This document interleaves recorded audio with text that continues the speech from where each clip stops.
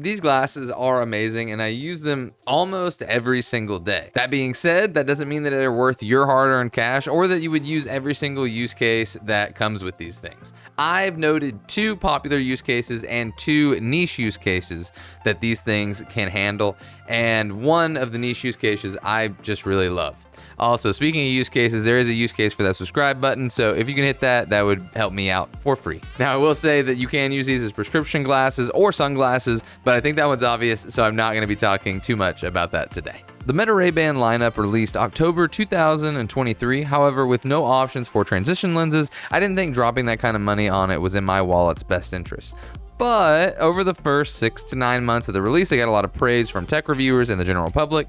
I waited a few more months until Meta Connect of this year to pull the trigger, and I was not disappointed at all. I'm a 90s kid, so the special edition release with transition lenses finally got me to slap down the old credit card.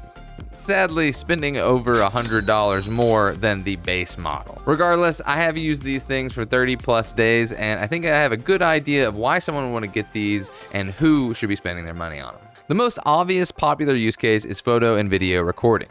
You can either use the button up here on the top right temple arm, or you can use your voice to activate either of those. The video length starts at a default of 60 seconds, but the default can be changed up to 3 minutes using the Meta View app. I'm pretty happy with the quality of the photos and videos as well. I've here tried to capture similar shots with my iPhone 13 around the same time and lighting as I've captured with my Ray-Bans.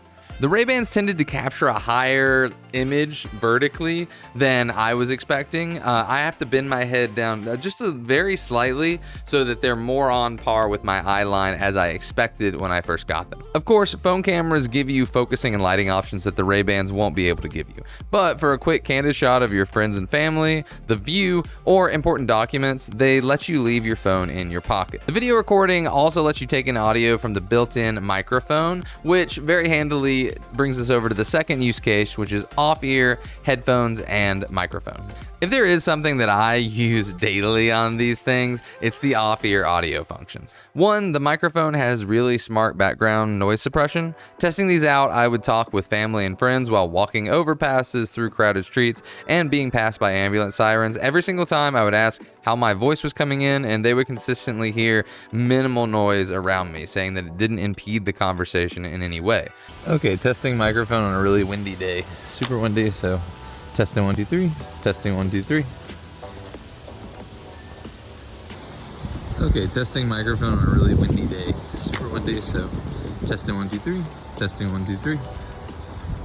The flip side, however, wasn't true. If I was listening to music, an audiobook, or talking with someone and I entered a loud environment, even at max volume, I would often struggle to focus on the words coming from the speakers. To me, that was expected, considering that being able to hear the environment and prioritize it was kind of a big reason for getting these. If I'm walking the dog, I can, talk to people pretty easily or stop the music, or just for my own safety while running, I'm gonna know what's happening in my surroundings.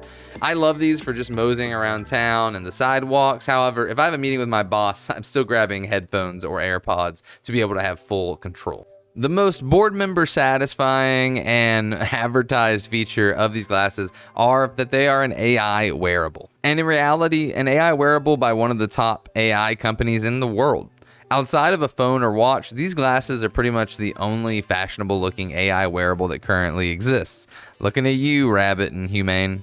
To me, having a device where I have the capability to be a super user is wonderful, but I'm just not the person who will be a super user for this use case. I don't particularly enjoy saying, "Hey Meta," loudly in public, and things that I would look up like weather and time are still way more efficient on my phone. That being said, the AI works pretty dang well for what is promised. Image recognition software has always done a good job for me, and the upcoming features around remembering parking locations and live translation of languages are particularly exciting. I don't think that the current set of AI features is worth the price right now, but to be a potential super user on something that will be getting a ton of new AI features probably for the months and years to come could be really exciting to the right user. Possibly the most niche use case, yet the one that I'm the most excited about, is video live streaming. Pop these suckers on your face, do a little configuration on your phone, pop the phone in your pocket, and you are live streaming what you see to any Meta platform. That can be WhatsApp, Facebook, Instagram, and this is fairly seamless to do. The test I ran was both an experience and a battery test.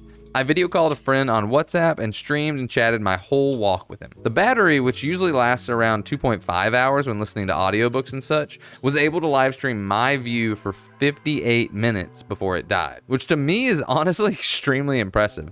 I can think of a plethora of use cases for these glasses on Instagram and Facebook live streams, and a man can dream that this type of streaming would be enabled for YouTube or Discord in the future. It might even help Discord dwellers out, because then they can stay in the Discord group chat and show their perspective of what it's like to touch grass. That's pretty much all of my use cases for these glasses that I find to be particularly useful for. If you are specifically looking for my opinions on the limited edition ones, they are super nerdy. You can see a whole bunch of stuff in there, which I think is really cool, but they are not conspicuous at all.